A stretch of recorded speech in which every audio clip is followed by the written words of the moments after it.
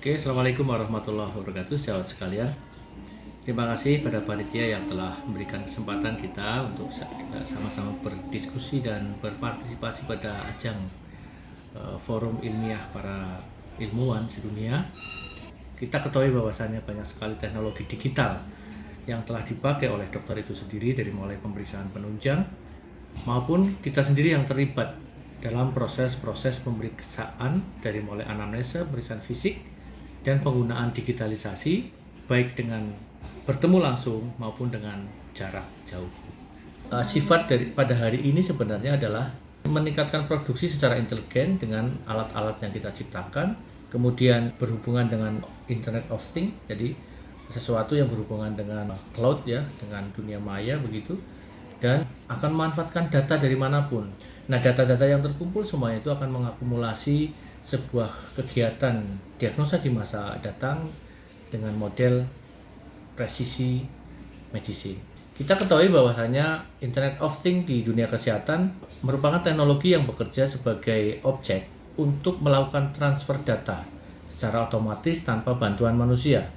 Jadi ketika misalnya seorang perawat melakukan SBAR daripada konsultasi di ruangan kepada dokter, maka tidak perlu berlari lagi seperti zaman dulu bawa catatan medis. Data yang ada di depan dia dikonsultasikan, kemudian hanya dikirim melalui Internet of Things tersebut. Nah, dari data-data yang ada dikumpulkan setiap saat pada pasien-pasien yang sama, misalnya diabetes pada pasien penyakit dalam, kedokteran sudah menganggap data tersebut sebagai data awal penelitian ya. Kemudian data itu adalah dikumpulkan, maka akan disebut sebagai big data. Maka aplikasi server yang mampu menampung banyak data-data yang tersebut kemudian diinput secara digital.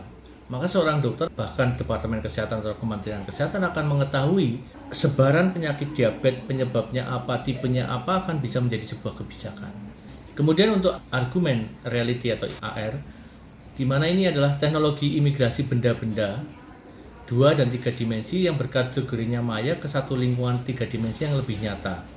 Kita akan lebih tahu misalnya besar tumor, kemudian lebar tumor, ataupun ekstensibilitas dari tumor tersebut. Jadi 3 dimensi, misalnya tumor pada pons cerebri atau cerebellum dan sebagainya, akan lebih ketahuan. Sehingga operator yang akan melaksanakan tindakan akan lebih presisi secara ukuran, secara alat, kemudian secara approach-nya melalui craniotomy dan sebagainya, atau melalui transnasal misalnya, itu akan mudah. Kemudian cyber security, di mana teknologi digital yang akan mengamankan basis-basis data perusahaan termasuk data rumah sakit pasti akan berkembang.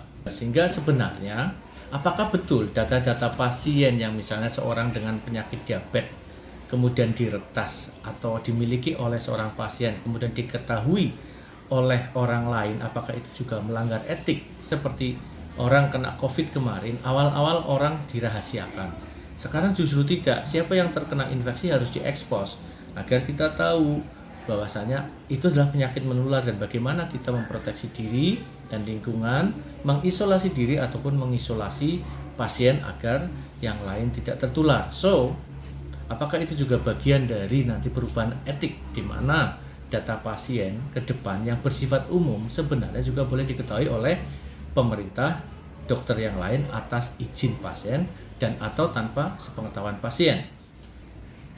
Kemudian artificial intelligence, komputer tetapi memiliki kecerdasan tinggi layaknya manusia. Maka dari itu ada yang mengatakan teknologi ini sebagai kecerdasan buatan. Ada seorang profesor dari Jepang bilang kalau dokter tidak mau belajar mengikuti perkembangan zaman dengan belajar juga bagaimana artificial intelligence itu bekerja, maka sebenarnya dokter itu bodoh. Karena bisa dikuasai oleh teknologi itu sendiri. Berbeda dengan dokter yang mau mengikuti perkembangan zaman, maka bagaimana sifat-sifat daripada teknologi itu sendiri bahkan bisa dikuasai oleh dokter tersebut. Jadi dokter tidak akan tenggelam oleh teknologi, tapi dokter akan bisa menjadi subjek daripada teknologi. Manusia selain pada tataran pikiran di dunia kesehatan, maka juga ada pada tataran mekanik, di mana dihubungkan dengan stetoskop untuk mengetahui suara jantung, EKG untuk mengetahui irama dan gelombang jantung, EEG untuk gelombang otak dan sebagainya. Maka hal-hal yang lain yang menghubungkan dokter dengan pasien dengan peralatan tambahan tersebut sering disebut sebagai robotik. Yang lain adalah integrated system. Industri 4.0 menyebabkan perusahaan, departemen, fungsi, kemampuan akan menjadi lebih kohesif. Gesekannya akan lebih banyak seiring lintas perusahaan, jaringan integrasi data, universal perkembangan memungkinkan rantai dan nilai yang semuanya menjadi otomatis jika teknologinya sama. Artinya, seperti akreditasi, semua standar mutu rumah sakit satu dan yang lain sama, walaupun dengan cara dan sistem berbeda. Kemudian additive manufacturing, di mana merupakan terobosan baru di industri manufaktur yang sering dikenal dengan menggunakan printer 3 dimensi. Kemudian cloud computing, di mana teknologi yang menjadi internet sebagai pusat pengolahan data dan aplikasi, di mana pengguna komputer diberikan hak akses login, mengakses serta virtual dan untuk mengkonfigurasi server melalui internet. Jadi kita sudah bisa sekarang aplikasi Android, masukkan data, jadikan satu data melalui satu sehat. Kita sudah ada transaksi, artinya data kita dibolehkan dibaca oleh pemilik server. Nah, ketika kita memberikan di sana kepercayaan misalnya di satu sehat ke Kemenkes, ketika data itu bocor, maka risiko menjadi tanggung jawab bersama, bukan tanggung jawab Kemenkes seharusnya. Tapi itu selalu kita pikirkan bagaimana kalau terjadi kebocoran data. Jadi kalau kita mau maju teknologi tapi selalu takut, akibatnya seperti itu. So, apa yang akan dituju sebenarnya dari sebuah teknologi? Jadi misalnya sebuah teknologi robotik yang sedang berkembang untuk operasi saat ini, fungsinya jelas. Kita bandingkan antara ego manusia, keterampilan manusia sebagai human being, versus bagaimana menolong orang lebih presisi, lebih tepat, lebih bisa menekan morbiditas dan mortalitas, lebih bisa mengefisiensi pekerjaan manusia, itu yang paling penting. Jadi tidak menafikan dokter akan digantikan robot, nggak mungkin, karena robot perlu verifikasi. Verifikasi dilakukan oleh manusia. Nah, pasti berarti derajat manusia yang mengetahui teknologi sebenarnya adalah lebih tinggi. Tapi setidaknya visi tentang ilmu pengetahuan itu harus semua dokter tahu. Jadi bahwasanya kita selama ini misalnya konsultasi dengan WhatsApp sudah dilakukan. Bedanya apa dengan konsultasi lewat portalnya rumah sakit? Bedanya apa dengan platform dan sebagainya?